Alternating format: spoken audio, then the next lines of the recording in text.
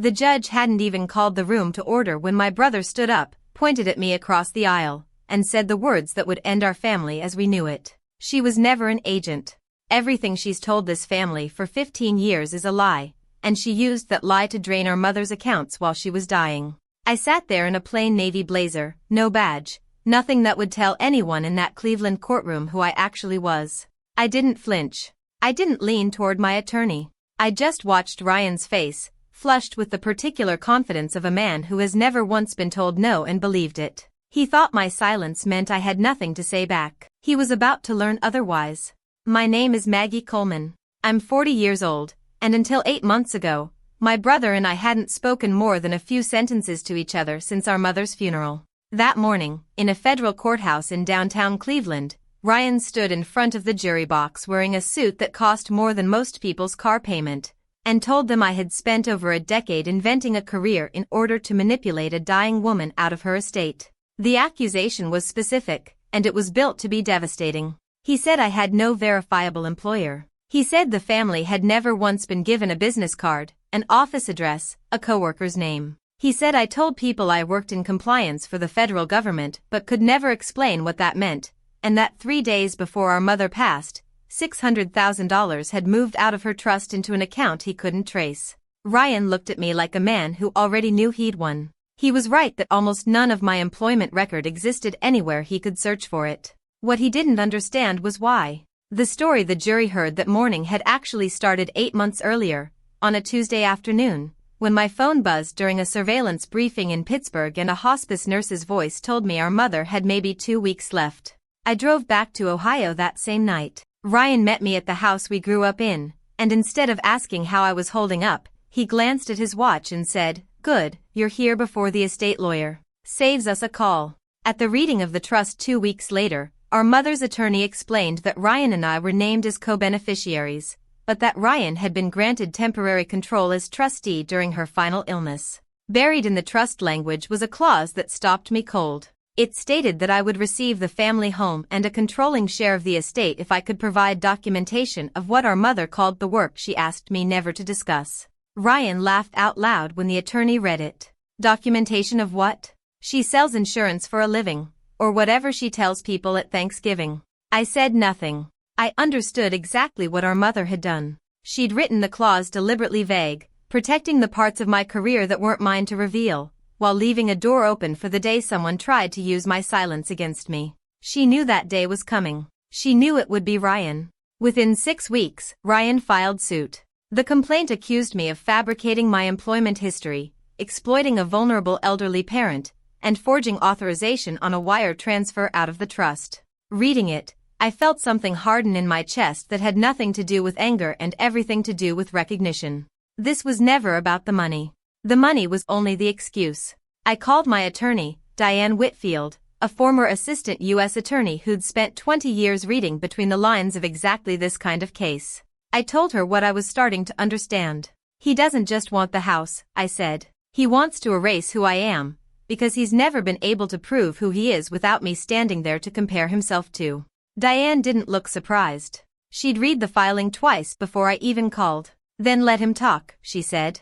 Let him say everything he wants to say, on the record, under oath, before we show anyone a single piece of the truth. I asked her why we would wait. Every instinct I'd trained into myself over 15 years told me to correct the record immediately, before it spread to cousins, old neighbors, the church community that had known us since childhood. Diane shook her head. Because right now he's building his whole case on a story he thinks is unbreakable. If you correct him too early, he adjusts the story. Let him commit to it in front of a jury, under oath, on the record. Let him say it enough times that there's no way to walk it back. I thought about our mother, about the vague language in that clause, about the years I'd spent unable to explain to my own family where I disappeared to for months at a time. I thought about how easily Ryan had filled that silence with whatever version served him best. So I made a decision that morning in the courthouse hallway, watching my brother shake a reporter's hand like a man already accepting an award. I wasn't going to hand over the truth. Not yet. I was going to let him build his entire case, brick by brick, on top of a lie, and then watch it collapse under him, with no one left to blame but himself. To understand why Ryan stood in that courtroom so certain of himself, you have to understand the house we grew up in, and the two very different kids who came out of it. Ryan was always the one people noticed first. Quarterback in high school, the kind of easy, magnetic boy who filled a room without trying. He went to a decent state business school, and every holiday dinner for years came with an update on some new title, some new deal, some new reason for the table to turn toward him. When he got into trouble, and he did, more than once, our mother was always the first one to explain it away. I was the quiet one. I liked taking apart the lawnmower engine with our father before he passed when I was 19, reading crime novels instead of going to parties, working the register at the hardware store because I liked knowing exactly how everything fit together. After Dad died, something between our mother and me shifted into an understanding that didn't need many words. She wasn't a woman who said, "I'm proud of you" easily. But she showed up. Every time I needed her to, she showed up. When I told the family I'd been accepted into a federal training program after college, Ryan didn't hide his opinion. "You'll wash out in 3 months," he said. "You've never taken an order from anybody in your life." I didn't argue. I finished the program, got assigned to financial crimes, and started a career that would take me further from that house than either of us expected. For most of the years that followed, I could tell my family almost nothing about what I actually did. Officially, I told them I did compliance consulting for a federal agency. It was true the way a locked door is technically a wall, accurate, but built to keep people out for a reason. Ryan decided early on that this meant I had a boring desk job, and he never let an opportunity pass to remind me of it. He asked when I was going to get a real career. He treated my modest apartment and unpredictable schedule as proof I'd chosen the lesser path. Our mother never made that mistake. She'd worked as a court reporter for 30 years and had heard enough testimony to recognize the shape of a gap in someone's story. One night, after I came home from an assignment that had run 4 months longer than planned, she saw the fading bruise along my collarbone while I reached for a coffee mug. She didn't ask where it came from. She just said quietly, "You don't have to tell me anything. I only need to know you're still you when it's over." "Some days I'm not sure," I told her. That was the first time she hugged me since I was a teenager. Years later, Ryan started borrowing heavily against a string of rental properties, using our mother's name as a cosigner on 2 loans without fully explaining the terms to her. When she found out, she quietly removed him as her financial power of attorney and reassigned it to a neutral third party. Ryan decided, without a shred of evidence, that I had convinced her to do it. The truth is, I didn't find out about any of it until after the funeral. I wasn't even in the state when it happened. But Ryan needed someone to blame, and I was conveniently unavailable to defend myself in real time. So he started talking. To cousins, to our mother's old church friends, to anyone who would sit still long enough. He said I wasn't really employed by the government. He said I was hiding a menial job behind vague language to win our mother's sympathy. He said I was circling the estate, waiting. Each version got a little more specific, a little more convincing, because no one ever contradicted him. I couldn't. Most of what I would have needed to say to correct him was protected, and even the parts that weren't felt like handing him ammunition he'd only twist into something worse. My silence, which had always been a discipline I was proud of, had become exactly the weapon he needed. It was Diane who found the detail that told me how far Ryan was willing to go.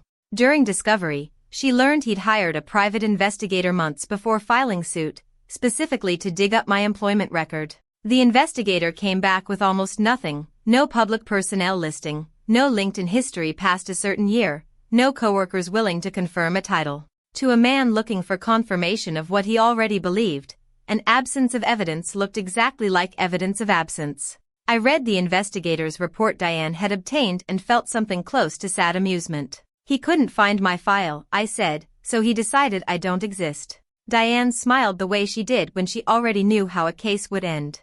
"And that," she said, "is going to be the most expensive mistake of his life." During discovery, Ryan's legal team produced bank records showing $600,000 had moved out of our mother's trust 3 days before she died. The recipient was an organization called the Horizon Relief Fund. Ryan told the extended family, and eventually the jury, that Horizon was a shell entity I secretly controlled. She didn't need the whole estate, he said. She just needed to move it somewhere quiet and hide behind a nonprofit's name. I knew exactly what Horizon was. I said nothing about it in front of him. It was a fund that supported families who'd lost everything cooperating as confidential witnesses in federal fraud cases, people who testified against the people who'd stolen from them, and were left with nothing but a target on their back and a legal bill they couldn't pay. Our mother had chosen to fund it years earlier, after I told her, in the one honest conversation we ever had about my job, that some of the people I worked with lost more helping the government than the criminals ever took from them. She never told me she'd done it. I only found out reading the transfer records myself. But there was a real problem. The digital authorization on the transfer bore my electronic signature. Diane's face changed when she saw it. I told her flatly I hadn't signed anything. She believed me, but belief wasn't going to be enough in front of a jury. A forensic analyst she brought in traced the login back to a secondary account on our mother's banking portal, one issued years earlier to Ryan, back when he was managing her bill pay during a hip surgery recovery. I started to see the shape of what he'd actually done. Ryan hadn't stolen the $600,000 outright. He'd moved it toward Horizon, then submitted falsified paperwork claiming the transfer had been sent in error, requesting a refund. The refunded amount was then split across 3 LLCs, all of them registered to Ryan. What he hadn't counted on was that Horizon operated under federal grant compliance auditing, the kind of paper trail a man used to handling private real estate deals had simply never had to think about before. Diane wanted to bring the evidence forward immediately. I told her to wait. We don't know yet what else he did to her while she was sick, I said. A search through our mother's personal files turned up a handwritten note dated 6 weeks before her death. It read, "If Ryan ever sues his sister, open the folder in my hope chest." There was no such folder in the version of the trust records Ryan had submitted to the court. Diane and I drove out to the storage unit our mother had rented in her final year, something none of us had known about. Inside, carefully sealed in a fireproof box, was a single sheet of paper and a small brass keepsake, the courthouse pin she'd received after 30 years as a court reporter, sitting beside a photograph of me from my academy graduation. Ryan had never found this. There was no other explanation for how it had survived. Around the same time, Ryan gave a sworn deposition. Under oath, he claimed he'd never accessed our mother's online banking, had no knowledge of Horizon Relief Fund, had never seen any hidden documents, and carried no significant personal debt. Every statement was false, and every one of them was now permanently on the record, in his own words, under penalty of perjury.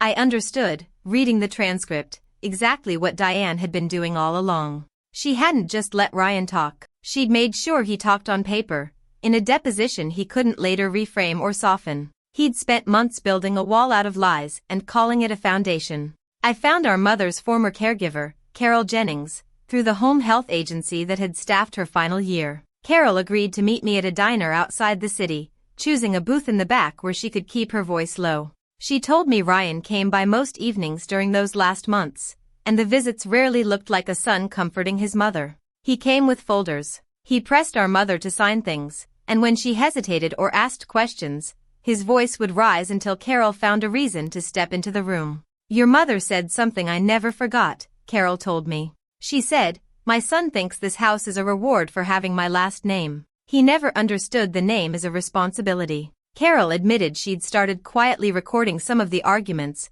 worried she was witnessing something closer to financial elder abuse than an ordinary family disagreement. She played one clip for me, her hand trembling slightly.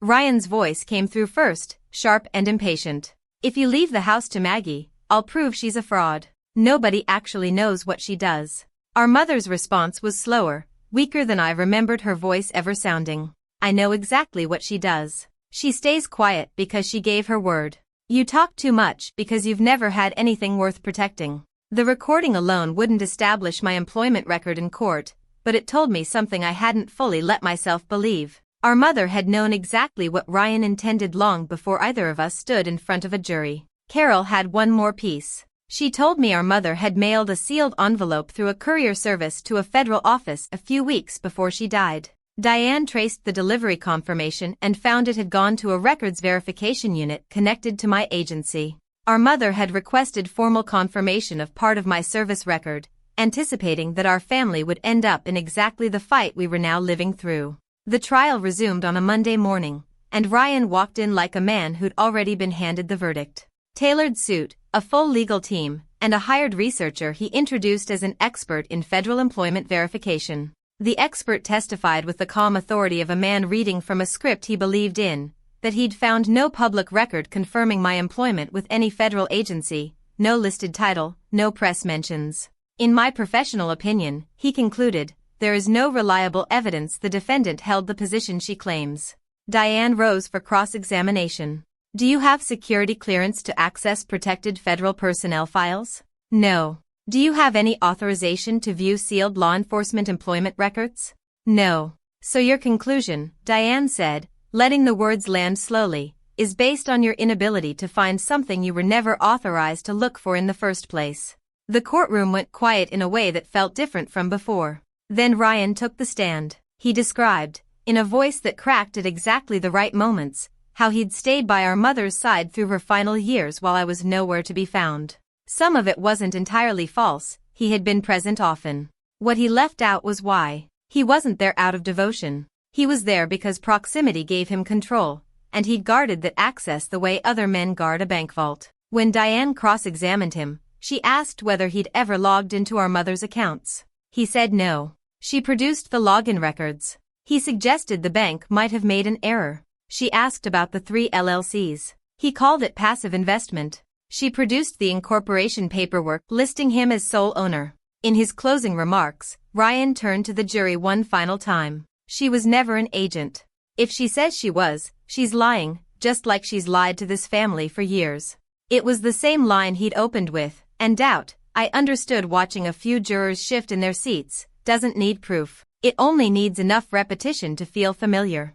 That evening, Diane called me at home. The verification packet arrived, she said.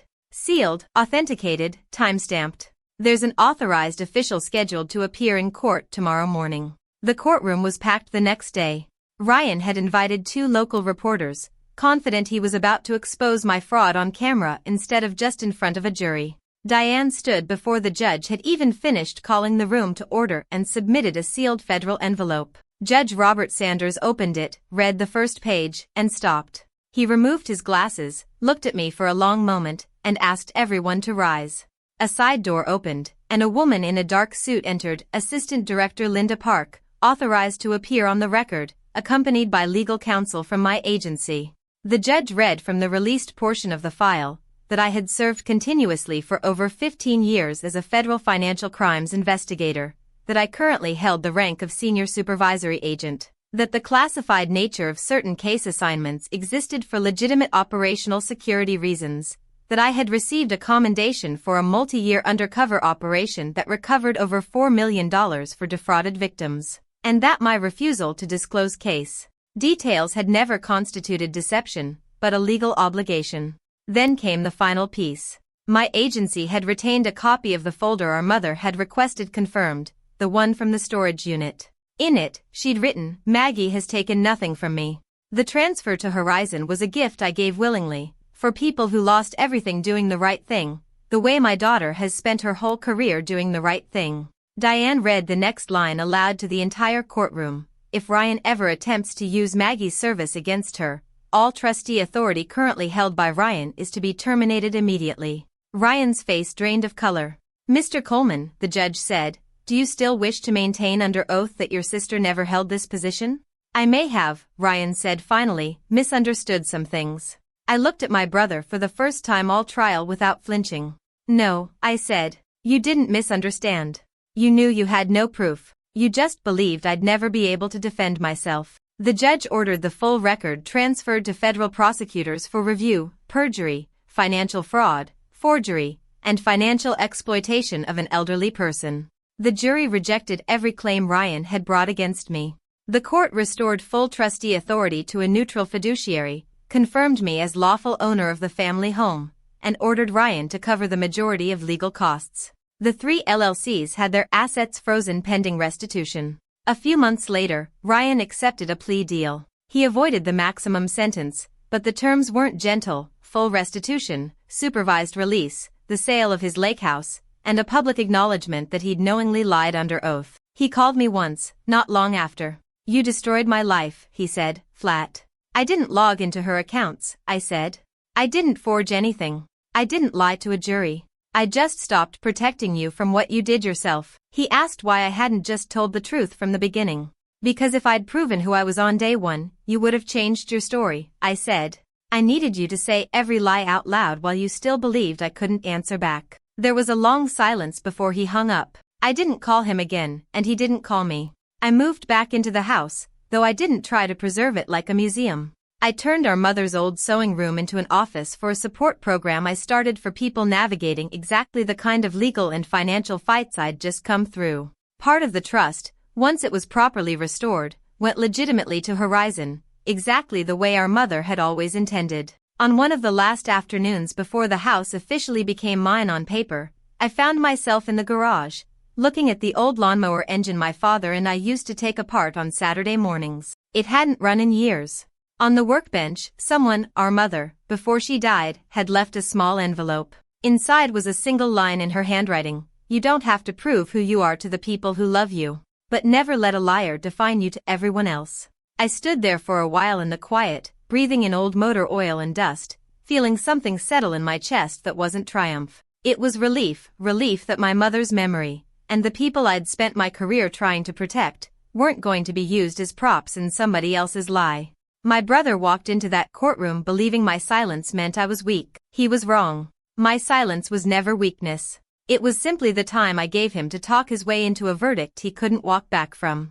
I think about that a lot these days, how the people who need the loudest applause to feel real are usually the ones who've never had to build any quiet strength of their own. In the end, it wasn't a courtroom full of strangers that proved who I was. It was the truth, patient and steady, doing exactly what it does when you finally let it speak.